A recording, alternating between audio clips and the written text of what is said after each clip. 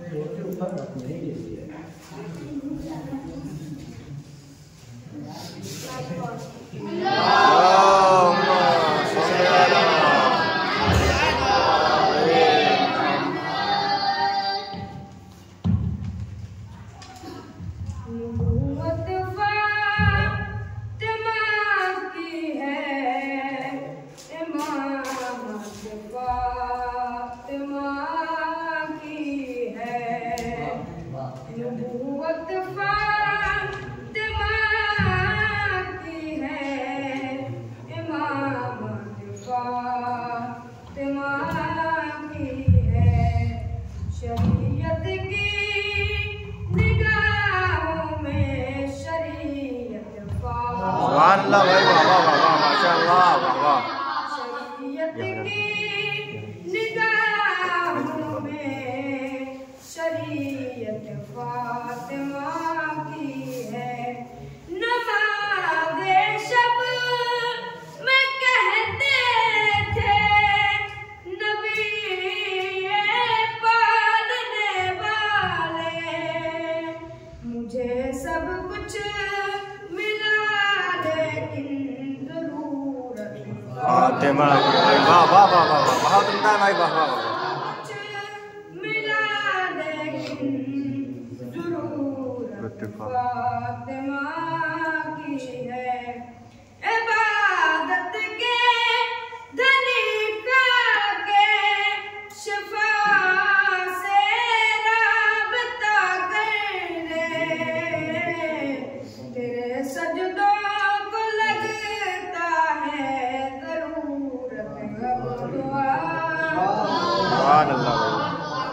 सजदों को लगता है ज़रूरत अब दवा की है, तेरे सजदों को लगता है ज़रूरत अब दवा की है। रज़ी अल्लाह है कहने से खुदा राज़ी नहीं होगा, रज़ी अल्लाह है कहने से खुदा राज़ी नहीं होगा, जो मर्ज़ी फातिमा की है वही मर्ज़ी खुदा। हाँ भाई बहुत अच्छा है, वाह वाह वाह वाह वाह बहुत अच्छा है। फातिमा की है वही मर्ज़ी खुदा की है, जिसे ज़हरा के दुश्मन से ज़रा सी भी मरवत हो, समझ लेना कि उसके मुँह में गुंजाइश खता की है, समझ लेना कि उसके मुँह में गुंजाइश खता की है।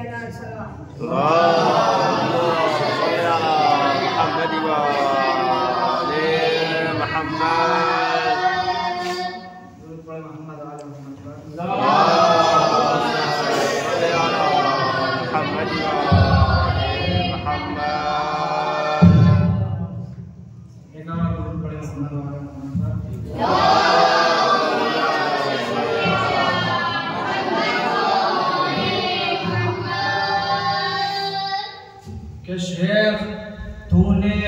से जो पर्दा किया ये जुर्म है। शेख तूने हद से जो पर्दा किया ये जुर्म है। हो गया तो मुनकिरे नूरे खुदा ये जुर्म है। हो गया तो मुनकिरे नूरे खुदा ये जुर्म है। हो गया तो मुनकिरे नूरे खुदा ये जुर्म है। खुद कहा तूने नबी वारिस बनाता ही नहीं। खुद कहा तूने नबी वारिस बनाता ही नहीं और खुद वारिस नबी का बन गया ये जुर्म है। और खुद वारिस नबी का बन गया ये जुर्म है। और खुद वारिस नबी का बन गया ये जुर्म है। कह दिया जब फातिमा है राजिया और मर्जिया। कह दिया जब फातिमा है राजिया और मर्जिया फिर रजी अल्लाह दुश्मन को लिखा ये जुर्म है। जब फातिमा है राजिया और मर्जिया फिर रजी अल्लाह दुश्मन को लिखा ये जुर्म है। और जो नबी छोड़े वो सदका है यही सच है। अगर जो नबी छोड़े वो सदका है यही सच है। अगर फिर फतक मरवान को क्यों दे दिया ये जुर्म है। जो नबी छोड़े वो सदका है यही सच है। अगर फिर फतक मरवान को क्यों दे दिया ये जुर्म है। और जिसके इस्तकबाल में उठते थे मसनद से रसूल वो खड़ी थी और तू बैठा रहा ये जुर्म है। जिसके इस्तकबाल में उठते थे मसनद से रसूल वो खड़ी थी और तू बैठा रहा ये जुर्म है। सल्लल्लाहु अलैहि मोहम्मद वाले मोहम्मद पर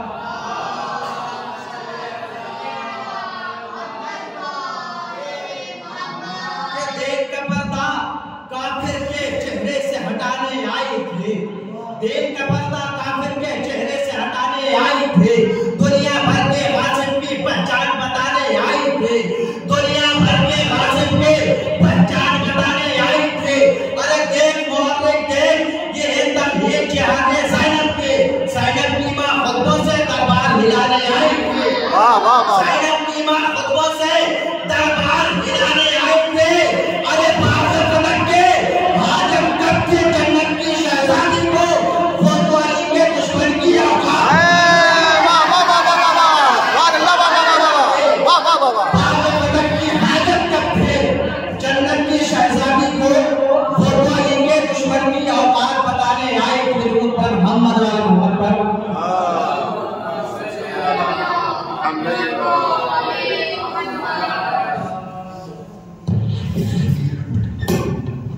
नारे सलाम।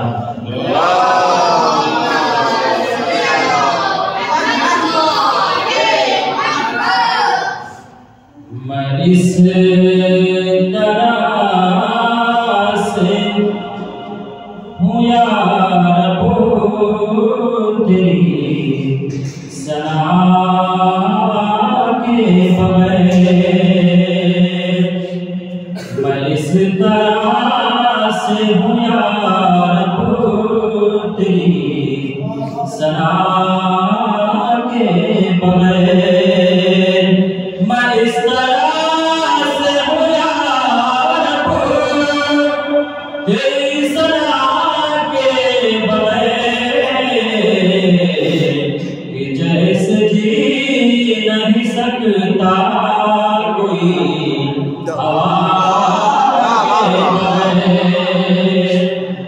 जैसे जी नहीं सकता कोई हवा के बगैर। फकीर शाह नजफ हूँ कोई मजाक नहीं।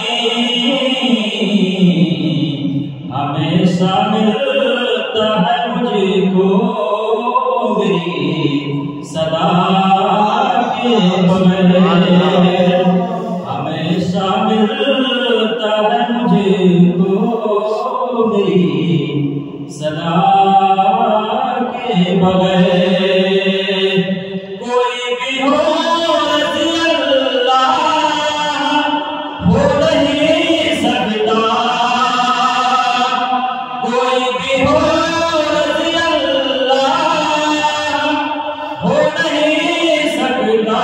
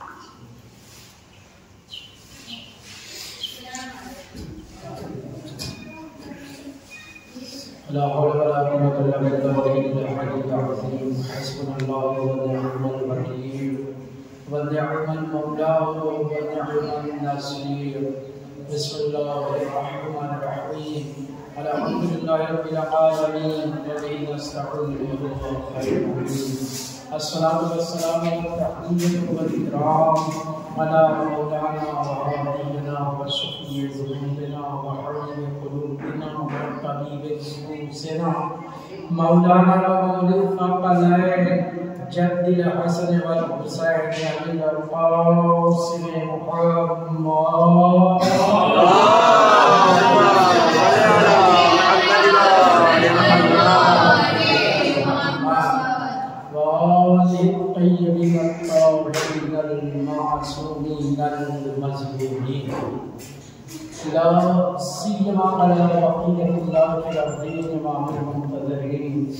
अल्लाहुम्मा अज्जिल फी ज़ुहूर इमाम अल-महदी वजअलना मिन आबाइहि व अंसारिहि अल्लाहुम्मा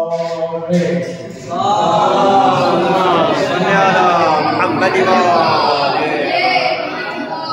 बलागुल्लाहि अला अदाइहिम व मुनज़िरहिम व ग़ासिबि हुकूक़िहिम अजमईन मिल्लतन अहमद इला क़ियामी यौमिद्दीन अम्मा बअद फ़क़द क़ाल सुब्हानहु तबारक व तआला व क़ौलुहुल हक़ बिस्मिल्लाहिर रहमानिर रहीम इन्नमा युरीदुल्लाहु लियुज़हिबा अन्कुमुर रिज्सा अहलल बैति व युतahhirakum तत्हीरा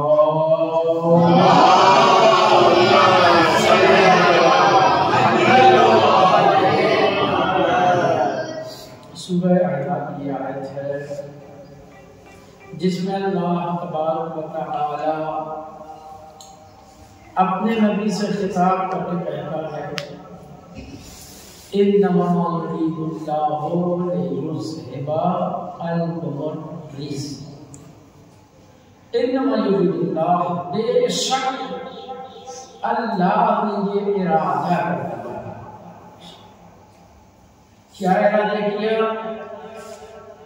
लियुज़हिबा अन्कुमुर रिज्स कि वो आपसे कमियों को ऐबों को बुराइयों को निजासत को कोताही को दूर रखे।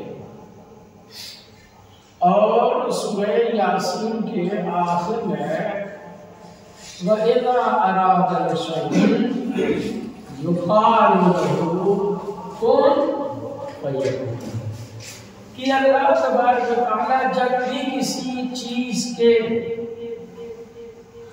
वजूद का या अंजाम देने का इरादा करता है तो कहता है हो जा, वो चीज हो जाती है। तो अल्लाह कुरान पाक में ये कह रहा है कि देखो अल्लाह इरादा करता है और शय वजूद में आ जाती है। तो अब अगर अल्लाह का इरादा ये है कि वो अहले बैत मोहम्मद से रिश्व कसाफत को दूर रखे, तो क्या ये मुमकिन है कि अल्लाह के इरादे के बाद, ऐलान के बाद भी रिश्व कसाफत मोहम्मद और आले मोहम्मद के करीब आए? इरादा परवरदिगार है और अल्लाह का इरादा इतना मुस्तहकम है कि उससे कोई चीज बदल नहीं सकती। हज़रत अली अलैहिस्सलाम फरमाते हैं, आरफ तो रब्बी बेफस्बिल अज़ाइम, मैंने अपने खुदा को पहचाना। कैसे? अज़ाइम को मजबूत इरादे के टूट जाने से। क्या मतलब? मतलब यह कि मैंने पूरी कोशिश की ये काम करूंगा, लेकिन अल्लाह की मसलहत नहीं है, अल्लाह नहीं चाहता कि ये काम अंजाम पाए। तो क्या वो काम अंजाम पा सकता है? अल्लाह के मुकाबले में कोई नहीं आ सकता। यूं तो आने के लिए अल्लाह के मुकाबले में नमरूद आया, फिरौन आया, शद्दाद आया, हामान आया, बेशुमार लोग आए, लेकिन कोई वाकया जिस नील की बदौलत से फिरौन अपनी खुदाई का दावा कर रहा था, अल्लाह ने अच्छा इस दरिया की वजह से तुम खुदाई का दावा कर रहे हो, तो मैं तुम्हारी खुदाई और सल्तनत के साथ इसी दरिया में डूबो दूंगा। नमरूद जो अपने को खुदा बता रहा था, खुदा ने अच्छा मेरे मुकाबले में आ गया। तो सही एक मामूली मच्छर उसके नाक से दिमाग में घुस गया। अगर हम समाज में ये बात कहें तो लोग ये कहते हैं जब नाक में चला गया तो जिंदा कैसे था, और यह नहीं समझ में आता कि अल्लाह जिसे जिंदा रखे, असहाबे कहा आज तक गार में जिंदा है, सोए हुए हैं, और इसी चीज को समझाने और बताने के लिए तकरीबन 100 साल के बाद उठाया था। दकिया यूनुस का जमाना था, सबको वो कह रहा था मुझे खुदा मानना, अपनी खुदाई का जवाब। 6-7 लोग जो हैं जिन्हें असहाबे कहफ कहा जाता है, इन लोगों ने उसे खुदा नहीं माना, और जो नहीं मानता था उसे कत्ल कर देता था। लिहाजा उसकी हुकूमत से ये लोग निकल गए। कभी कभी ईमान बचाने के लिए दुश्मन के इलाके से बाहर निकल जाया जाता है, हट जाया जाता है, और कभी ईमान बचाने के लिए दुश्मन के मुकाबले में खड़े और डट जाया जाता है। जैसे आज फिलिस्तीनी यहूदियों के मुकाबले में डटे हुए हैं। अब जो मुसलमान इनके खिलाफ है वो असल में मुनाफिक है, उसे कभी मुसलमान न समझिएगा। ये मुसलमान नहीं है, नाम रख देने से कोई मुसलमान नहीं होता, किरदार बताता है। आपको बेला का फूल नहीं मालूम, गुलाब के फूल की खुशबू नहीं जानते, एक बड़ा सा अड़हुल का फूल आपके सामने रख दिया, कहा कि ये गुलाब का है, वैसे ही लौकी का फूल ला के सामने रख दिया, ये बेला है, आप मान लेंगे? तो जो बेचारा नहीं जानता कि गुलाब क्या होता है तो वो अड़हुल के फूल को गुलाब का मान लेगा। जो नहीं पहचानता कि बेला क्या होता है वो कद्दू के फूल को बेला मान सकता है, लेकिन जो पहचानता है वो कहेगा नहीं है। आप कहेंगे कि दलील क्या है तो वो बरजस्ता कहेगा खुशबू खुद दलील होती है कि बेले की खुशबू अलग है, गुलाब की खुशबू अलग है, इन फूलों में खुशबू नहीं। तो वैसे ही कौन काफिर और मुनाफिक है, कौन मोमिन है, किरदार की खुशबू बताती है कि ये काफिर है या मोमिन है।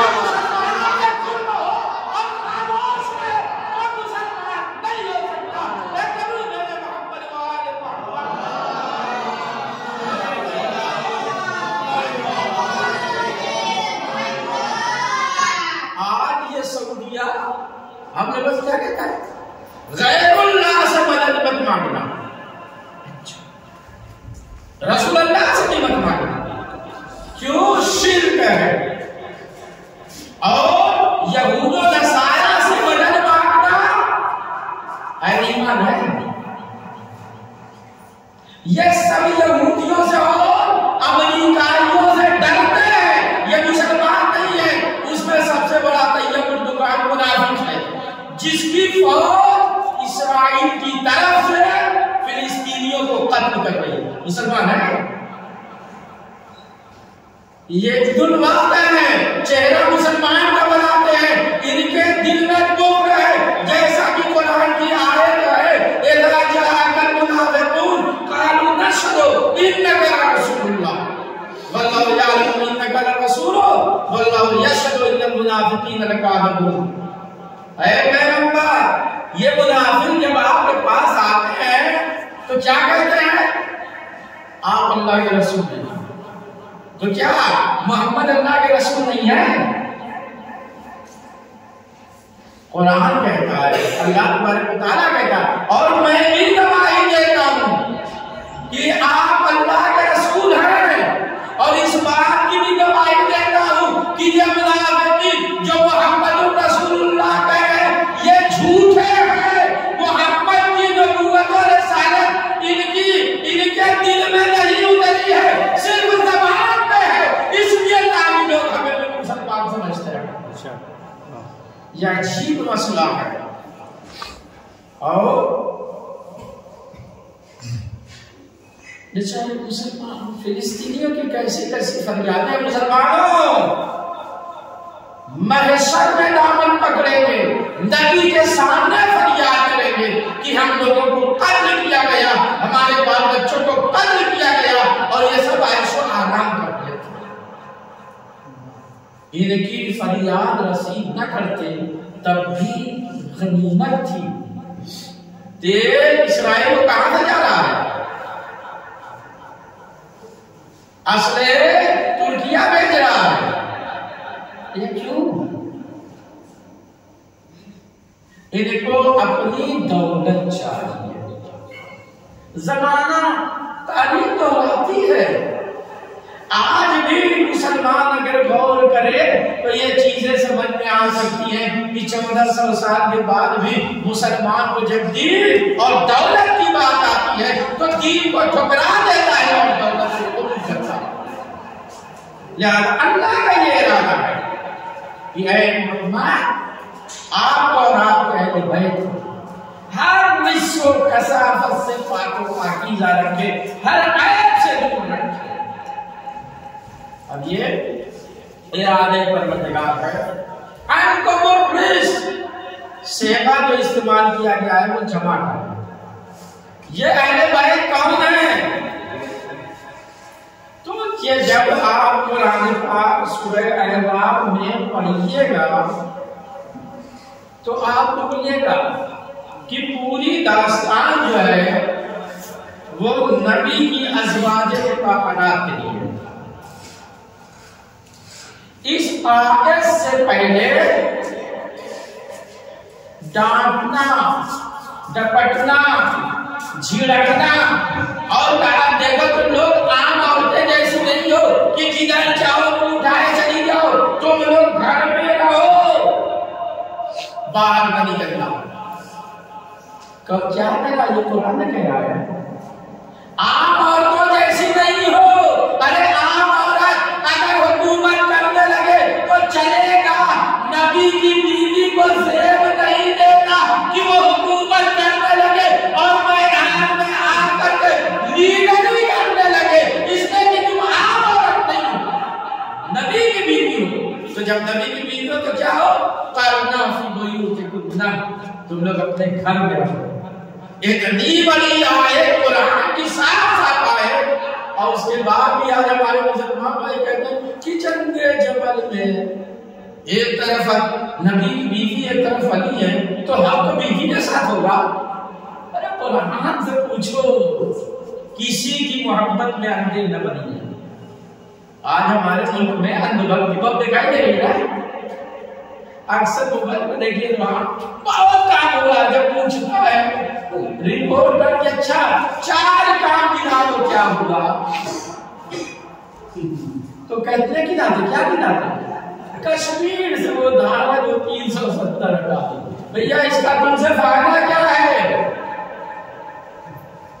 और अच्छा ये जो है राम मंदिर बन गया, अच्छा कितनी रोजी रोटी होती है?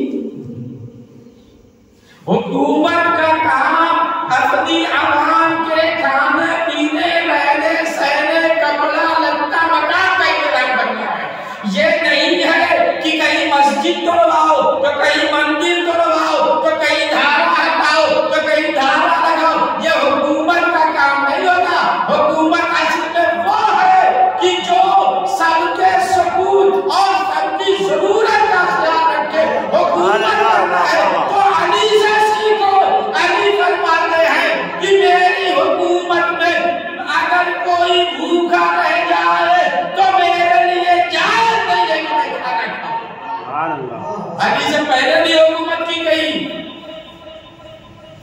अली के बाद भी हुकूमत की गई। ये अंग्रेज यानी ईसाई राइटर वो बयान करता है कि मैंने तारीख इंसानियत में जब हुकूमत को देखा तो कोई हुकूमत ऐसी मुझे नहीं मिली सिवाय अली के। कि अली की हुकूमत तकरीबन 3.5 साल, और इस 3.5 साल में न चोरी न चमारी न बेईमानी न लूट न गसूर। क्यों? अक्सर लोग चोरी भूखमरी की वजह से करते हैं। तो जब सबको खाना मिल जाए तो चोरी क्यों करेगा? सबको रोटी कपड़ा मकान मुयस्सर हो जाए तो फिर चोरी चमारी लड़ाई झगड़ा नहीं। और ये हुकूमत का नाम अली की हो कि जिसमें सबको सुकून अता किया गया है और हर एक के रहने सहने खाने पीने का इंतजाम किया गया। हर हो गई कि बैतुल माल में अली बैठे हैं, शाम का वक्त है। 2 बहुत ही मशहूर सहाबी रसूल तलहा और जुबैर, इन लोगों ने बड़ी मेहनत की थी अली की खिलाफत ज़ाहिरिया में। क्यों? इसलिए नहीं कि अली अच्छे हैं, इसलिए कि जब हम मेहनत करेंगे और इन्हें हाकिम बना देंगे तो ये हमें भी कुछ दे देंगे। जब आए अली बैतुल माल का हिसाब, जैसे ये भाई सलाम किया तो अली ने क्या किया? एक चिराग जग रहा था, उसको बुझा दिया, दूसरा चिराग जला दिया। बड़ी मुश्किल है कि चिराग जल रहा था तो बुझाना नहीं चाहिए था, और अगर बुझा दिया तो जलाना नहीं चाहिए था कि अंधेरे में कोई मामला तय हो जाता। आमने वाले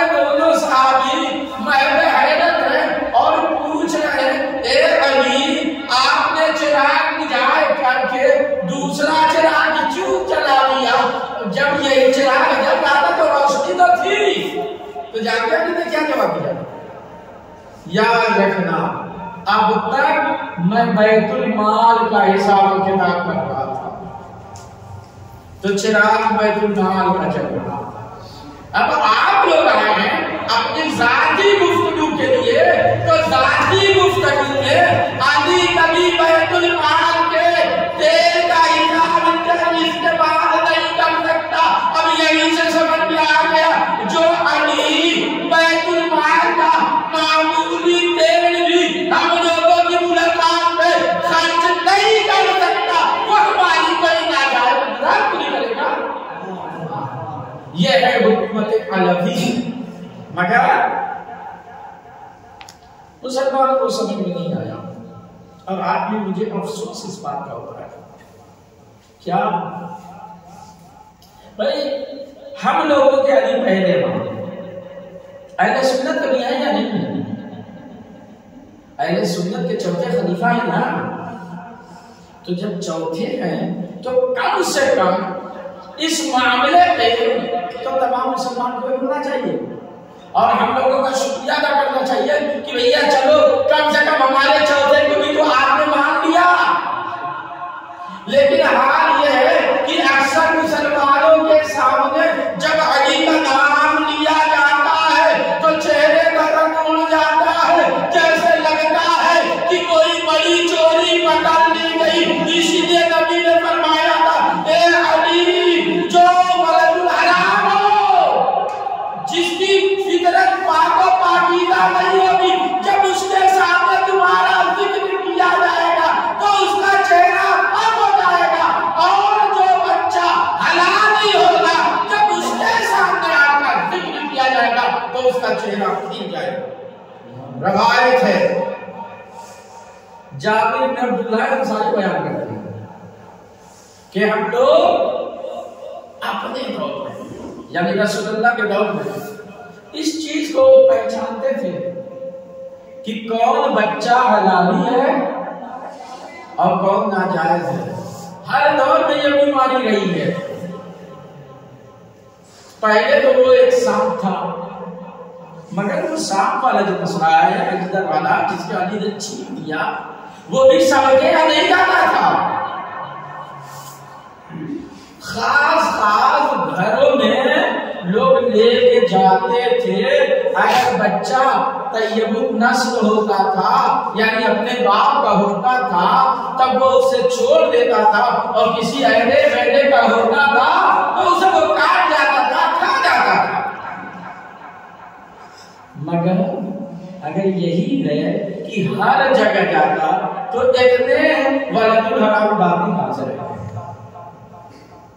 और वही जब अली तक आया है तो अली ने गहवाने में जो वीडियो से उसे चीर दिया। अब लोग नबी के पास आ जा रसूलुल्लाह, अरे अली ने तो उस सांपी को मार दिया जो ये बताता था कि ये बच्चा हलाली है या हरामी है। तो नबी ने मुस्कुरा के कहा, अरे घबराओ नहीं, ये सांप कितने दिन तक जिंदा रहेगा, जब मर जाता तो फिर कैसे पता चलता हलाली कौन है हरामी कौन है। अली ने उसे मार के बता दिया, देखो अब जिसके दिल में अली से मोहब्बत होगी वो हलाली होगा, और जहां नहीं होगी वो गड़बड़ वाला होगा।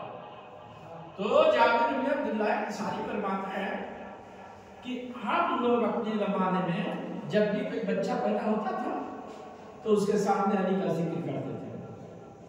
अगर मुस्कुरा दे तो समझ में आ जाता था कि खैर है, और अगर रोने लगे या चेहरा बिगड़ जाए तो समझ में आता था कि दाद निकाला है। तो अल्लाह का ये इरादा है कि आपको हम विश्व कसाफत से पाको पाकीज़ा रखे, जो पाको पाकीज़ा रखने का हक है। किन लोगों के लिए?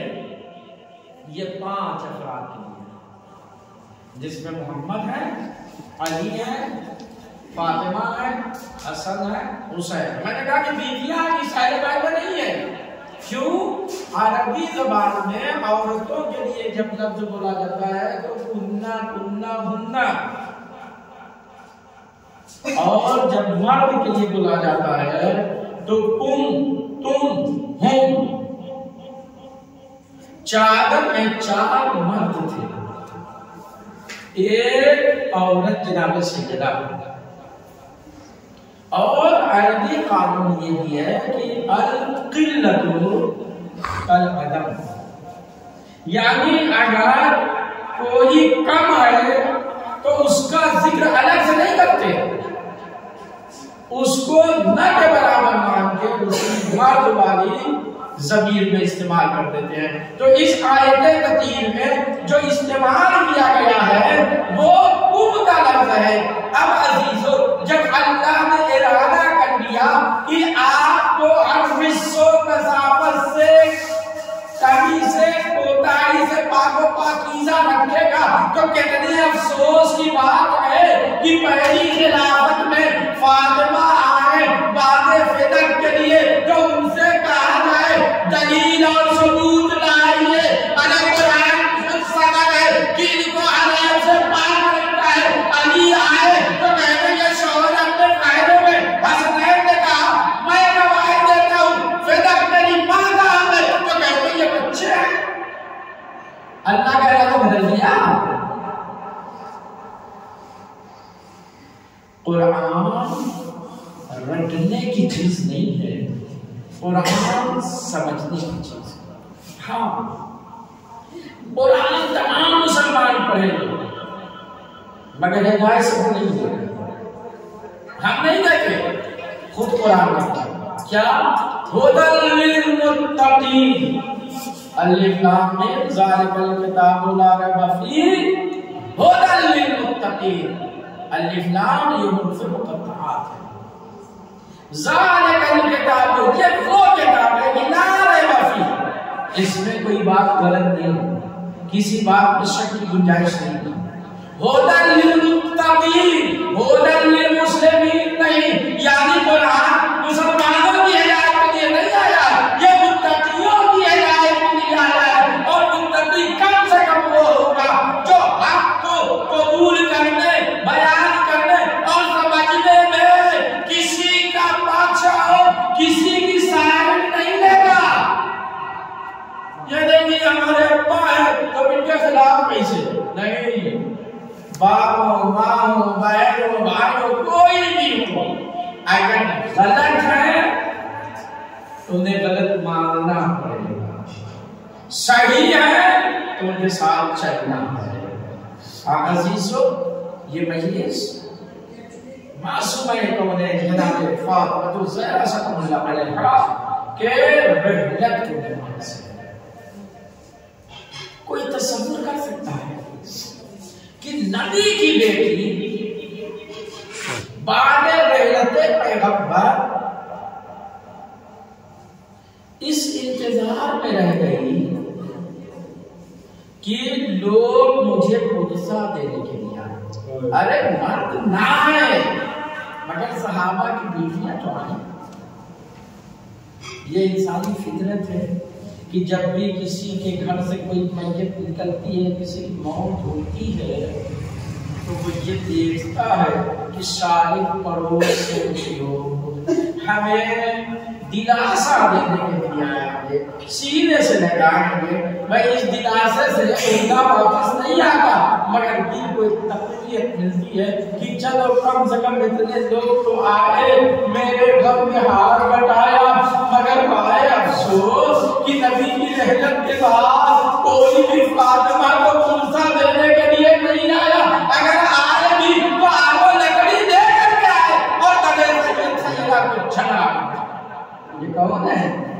यहूदी है, ईसाई है। मदीने में कौन था? पूरा मदीना साहबे पैगंबर से भरा था। फातिमा का कितना बुलंद मकाम था। जब भी नबी की बस में आती, पैगंबर खड़े हो जाते, फातिमा को डोसा देते, हाथों को चूमते और अपनी जगह पर बैठा। जब भी आई, क्या सहाबे कराम ने ये नहीं देखा था? असहाबे पैगंबर ये नहीं देख रहे थे। इसीलिए कल की मजलिस में मैंने एक मिसाल दी थी। मसलन मैं गिलाफ में बैठा हुआ, कोई मामूली कपड़े में बड़ा पढ़ा लिखा काबिल इंसान आ जाए क्लासी में, मैं पहचानता हूं तो मैं उसके एहतराम में खड़ा होगा या नहीं? तो मैं एहतराम में खड़ा हो गया, बकिया जितने तालबीन वगैरह थे वो खड़े होंगे, वो हमें देख करके अपने उस्ताद को देख करके वो भी खड़े हो गए। मगर मैं जो खड़ा हुआ वो बरबदाए मारिफत, और बकिया जो लड़के खड़े हुए वो बरबदाए मारिफत नहीं, वो नक्ल के उन्वान से कि उस्ताद की नक्ल कर रहे हैं कि उस्ताद खड़े हो गए तो हमें भी खड़े हो जाना चाहिए। आने वाले की मारिफत नहीं है। और इसका हाल ये होगा कि अगर वही इंसान, वही आदमी जिसके एहतराम में हम खड़े हुए थे और हमारी वजह से तमाम बच्चे खड़े हुए थे, अगर कहीं बाहर मिल जाए तो सलाम करने की भी रवादार नहीं। क्यों? मारिफत नहीं है। ये हाल है मुसलमानों का। पैगंबर जब भी फातिमा आई तो एहतराम में खड़े हुए, इधर नबी खड़े हुए तो उधर तमाम सहाबा खड़े हो गए। मगर बाद पैगंबर जब यही फातिमा दरबार में आई है तो घंटों खड़ी रही, कोई मुसलमान अपनी जगह से खड़ा नहीं हुआ कि हमने देखा है नबी के एहतराम में खड़े हो जाते थे। क्यों? इसलिए कि फातिमा की मारिफत नहीं थी। फातिमा जिसकी दुआओं में और नमाज में पड़ोसियों के लिए दुआ। एक रोज इमाम आज़म सब बयान करते हैं कि मैं देख रहा था मादरे गिरामी नमाज शब में तमाम पड़ोसियों के लिए दुआ कर रहे हैं, यहाँ तक कि उनकी दुआ खत्म हो गई। तो मैंने कहा मादरे गिरामी आपकी दुआएं मैं सुन रहा था, देख रहा था, मगर आपने पड़ोसियों के लिए दुआ की और घर वालों के लिए दुआ नहीं की। तो फातिमा ने फरमाया अव्वल जान बादल दा, ए मेरे बेटे पहले पड़ोसियों के लिए दुआ करना, बाद में घर वालों के लिए। अल्लाह अल्लाह, जिस फातिमा को पड़ोसियों का इतना ख्याल हो वो पड़ोसी फातिमा के गम को बताने के लिए नहीं आ रहे। वो फातिमा देख रही है, हर हो गई कि फातिमा बाप ऊपर रोती है, गिरिया करती है। तो मुसलमान क्या कहते हैं? ए अली फातिमा से कह दो या तो दिन में रोया करे या तो रात में रोया करे। दिन में रोती है तो हमारा कारोबार खराब होता है, रात में रोती है तो हमारी नींद खराब हो जाती है। अल्लाह अल्लाह, कितने बेहिस मुसलमान हो गए थे। नबी की रहलत हुई है, कोई गम बताने वाला नहीं, फातिमा को मना करने वाले आ गए। इसलिए अली ने मदीने से बाहर एक दरख्त था, खजूर का दरख्त, जनाबे सैयदा को सुबह में वहां लाके बैठा देते थे। अपने बाबा को याद करके रोटी की रहमत में गिरिया करती थी और फिर शाम को आते थे तो वहां से लेके चले आते थे ताकि मदीने वालों के आराम में खलल ना हो, कारोबार में खलल ना हो। लेकिन एक रोज जब मौला जनाबे सैयदा को उधर के पास बैठी जगह पहुंचा करके वापस चले गए और जब लेने के लिए आते हैं तो क्या देखते हैं कि बिन्ते रसूल का हाल बहुत बुरा है, बेसारता गिरिया किए जा रही है। माली ने पूछा, ए फातिमा क्या आज बाबा की याद से अंदर आ गई? फातिमा का देख अली मुझे एक बात का जवाब दो। अली ने कहा पूछो फातिमा, क्या पूछ रही हो? फातिमा ने कहा अली बताओ खजूर के दरख्त में कितना साया होता है? खजूर के पेड़ में कितना साया होता है? अली ने कहा फातिमा, हुजूर के पेट में साया ही काम होता है, छोटा सा दरख्त होता है, लंबा दरख्त होता है, उन्हें कहाँ साया होता है। तब ज़हरा पलट के कहती है अली, अरे जिस हुजूर के दरख्त के नीचे मैं बाबा के ऊपर गिरिया करती थी, इन मुसलमानों ने उस दरख्त को भी काट दिया ताकि हुजूर का साया भी नसीब न हो।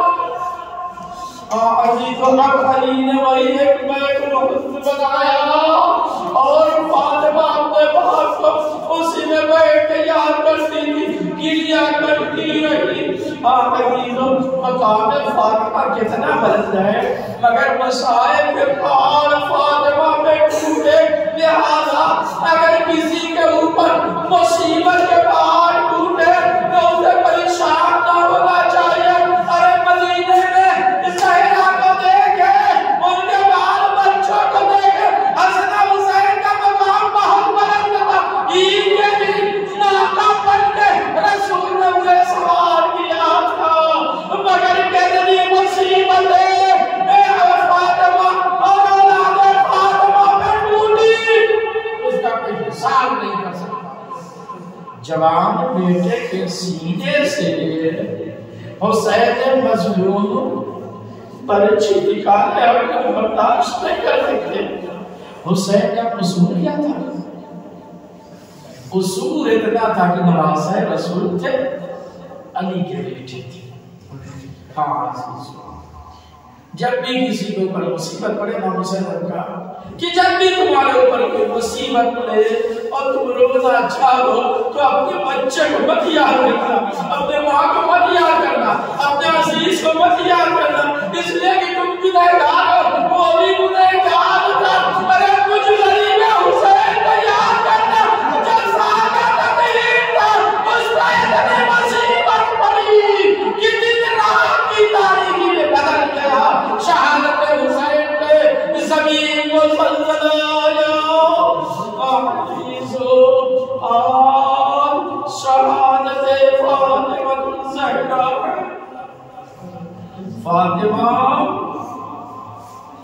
जो नबी की चहेती बेटी, इकलौती बेटी थी, कभी उम्मत के लिए बद्दुआ नहीं की, हमेशा उम्मत का खैर चाहती रही, भला चाहती रही।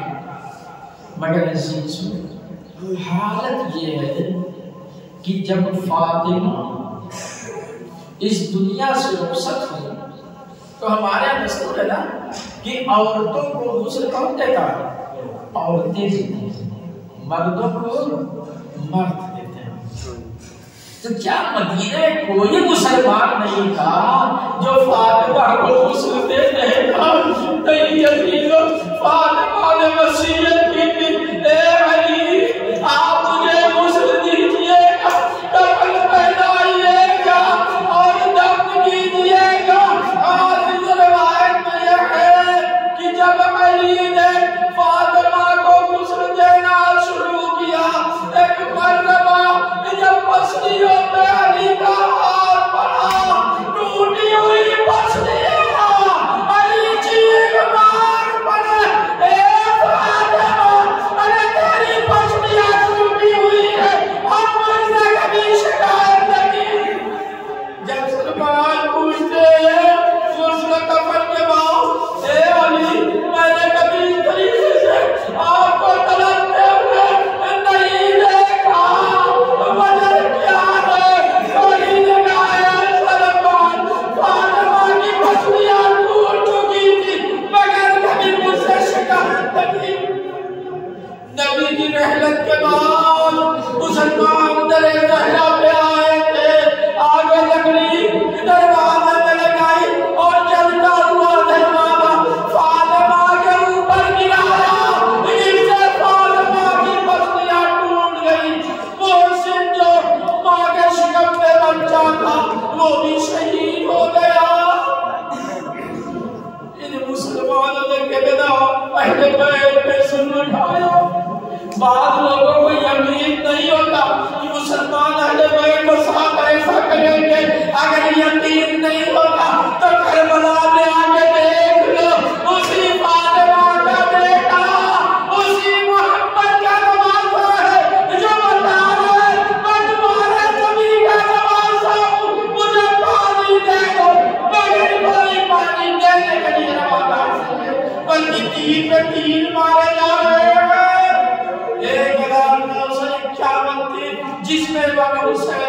अलैहिस्सलाम में पढ़े। एक बड़े जुल्म नहीं होता, मदीने में मामूली था, हल्का था, करबला में शहादत तो जब अली फातिमा को गुस्ल दे चुके, अब कफन पहना चुके, लाके गैरा के जनाजे को सहने खाना में रख दिया। आवाज़ बच्चों आओ अपनी माँ का आखिरी दीदार कर दो।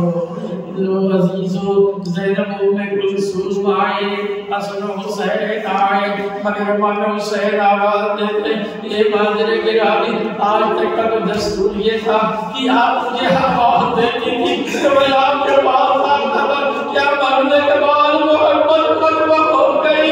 इतना सुनना था कि फातिमा के बच्चे का मन टूटे, हाथों को बुलंद करके कहा, ए मेरे लाल, आ मेरे सीने से लग जा। ए मेरे लाल, तेरी माँ तेरे लिए बेताब है। अजीजों, गुस्ल कफन के लिए अब जनाजा घर से निकाला गया, लेकिन अब क्या तसव्वुर कर सकते हैं कि फातिमा के जनाजे में सिर्फ और सिर्फ 6-7 लोग मौजूद थे। नबी की बेटी का जनाजा रात की तारीकी में उठाया जा रहा है, और यही नहीं, फातिमा तनहा मगर एक सहरा के लिए अली ने 40 कब्रें बनाई। मौला ये 40 कब्रें क्यों? आवाज देते हैं, अरे इन मुसलमानों के दिल में सहरा की इतनी नफरत है कि ये कब्रें फातिमा खोल के मैं उम्मत ही करेंगे। एक सहरा के लिए 40 कब्रें बनाई। लो अजीजों, फातिमा का जनाजा चंद लोगों के दरमियान घर से निकला। अली जनाजे को लेकर के जन्नतुल बकी में आए और चाहते हैं कि फातिमा को तस्लीम करे कि यकायक काबिल से जो हाथ बुलंद हुए, ए अली लाओ मेरी अमानत मेरे हवाले कर दो। अली ने सर झुका के कहा, या रसूल अल्लाह, मुझे मौत कीजिएगा। मुझे आपने ये अमानत जिस हाल में दी थी मैं वैसे वापस जब आपने मेरे हवाले किया था, पसलियां साजिद थी, मगर जब आपके हवाले कर रहा हूं पसलियां टूटी हुई है। 18 साल की जमीन पर इन्ना लिल्लाह व इन्ना इलैहि राजिऊन। रब्बे फलाही व तस्लीमान। माफ कीजिएगा।